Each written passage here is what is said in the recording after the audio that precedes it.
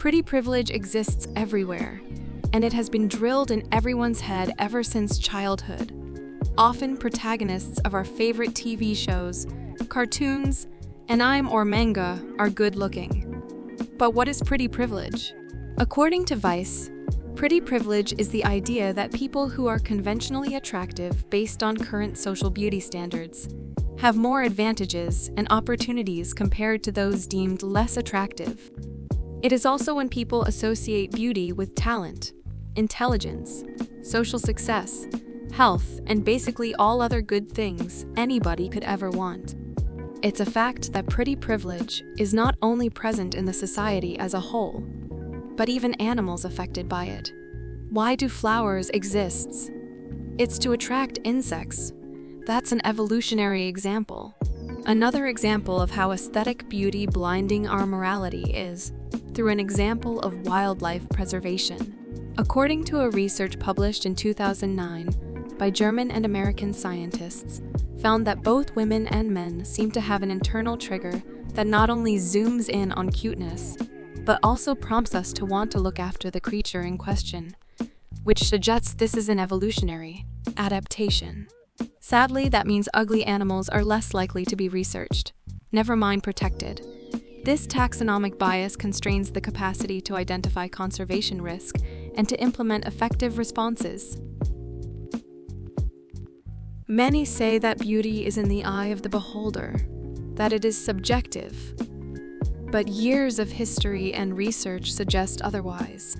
In a Vogue teen article, it said it was the same ideology during slavery in the United States. Ada says, those with darker skin were working in the field outside. Those with lighter skin were favored. They worked in the homes. Those with lighter skin were considered beautiful, and that is still an ongoing thing within cultures and within groups. She says that even when the colonizers left the US, even when slavery was abolished, the standard remained. The colonizers left, but they left a legacy, the legacy of whiteness. It's an ongoing colonization of the mindset. But the one thing we all will agree is that everyone is beautiful, but not everyone is marketable. These days, the beauty standards require you to be either thin or be thick from only a certain areas.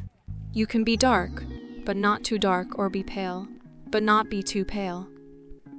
You have to have thick thighs, but also have a thigh gap, like what a tuttit. We cannot also forget that there are people fit neither, the thin or thick groups as well. There are hundreds and thousands of criteria for everyone living on this planet. It's also interesting how a certain beauty feature is not universal. For example, skin color. In Southeast Asia, they have advertisement for skin lightening, and it's not uncommon for people to bleach their skin. You know, you've become really beautiful. Your face is fairer, glowing. It must be marriage. Don't you believe that? For 2 months, I've been using Fair and Lovely.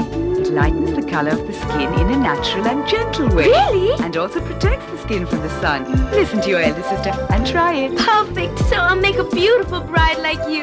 Fair and Lovely makes you noticeably fairer, gently, safely. Whereas in the West, you are encouraged to be tanned. Also, the fact that white features are the most desired features.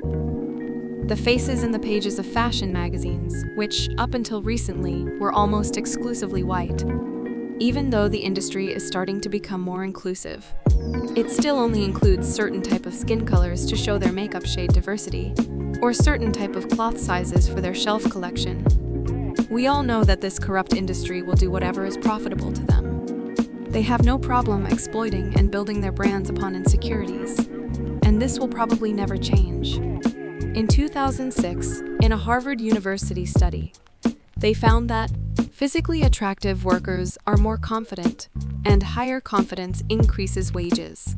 For a given level of confidence, physically attractive workers are, wrongly, considered by employers to be more able. Controlling for worker confidence, physically attractive workers have communication and social skills that raise their wage.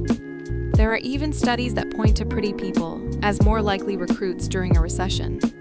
Pretty people earn more by 15%. Pretty people also get more advantage in terms of getting jail time.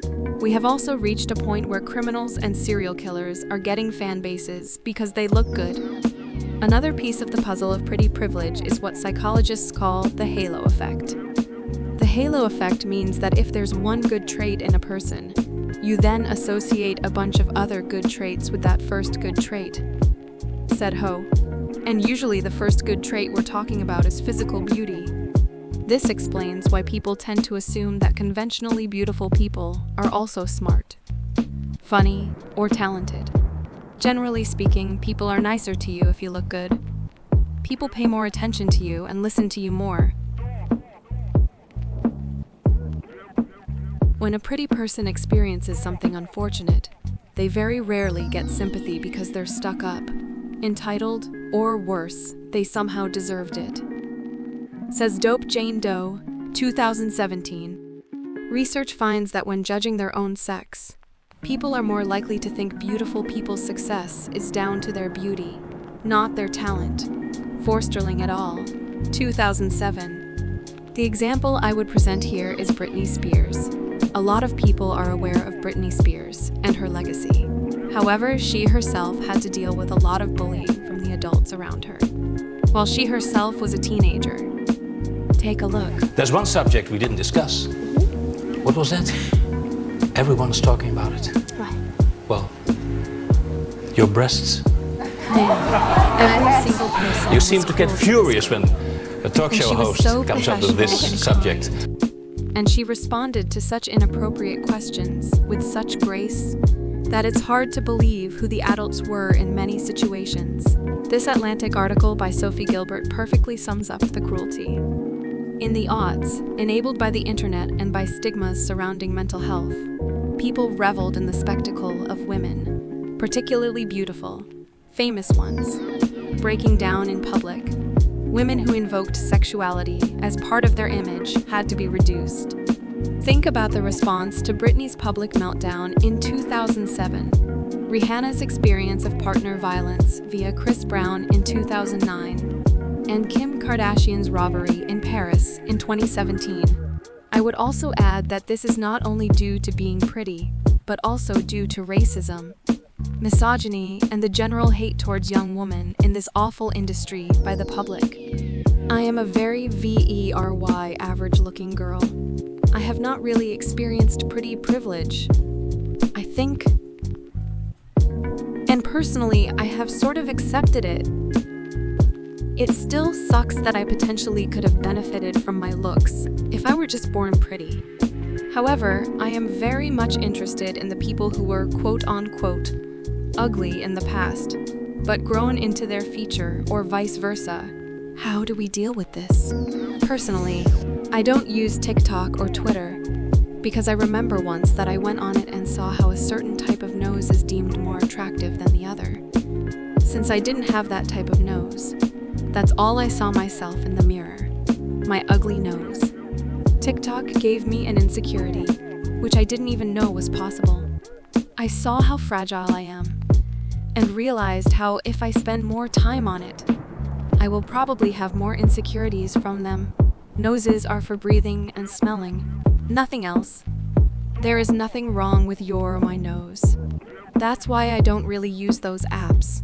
It has helped me a lot personally, and I advise people who are insecure of their looks to get rid of those apps. Also, take a look around. Everyone around you with varying body shapes and structures.